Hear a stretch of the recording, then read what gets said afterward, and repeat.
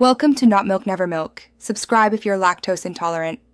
You begin by verifying essentials: your card, PIN, and a government ID. If you cannot receive the OTP, call your bank's customer service from the registered number and request identity verification. You'll be asked security questions. Answer calmly and precisely. Once done, ask for alternative authentication options, one-time use codes, voice verification, or in-branch assistance. Make sure to note any reference numbers and expected timeframes so you can follow up if needed. Next, pursue the bank's sanctioned alternatives. You can request emergency codes sent by mail or generate paper tokens at a branch. These replace an SMS OTP temporarily.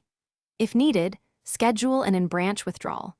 Bring photo ID and your debit card so staff can process the transaction with manual verification. You should also enroll in biometric or voice authentication for future access. Keep records of any authorization forms and the agent's name to resolve discrepancies later. Finally, complete the withdrawal using the approved channel, branch teller, secure call center procedure, or an emergency code inside the app. You must verify the receipt and confirm the new balance before leaving. If the bank cannot help, escalate politely to a supervisor or file a formal complaint through the bank's grievance process. Keep all reference numbers. If you suspect fraud or persistent issues, contact your financial ombudsman or file a police report to protect your funds and document the incident. Thanks for watching. If this was helpful, leave a like and consider subscribing. See you next time.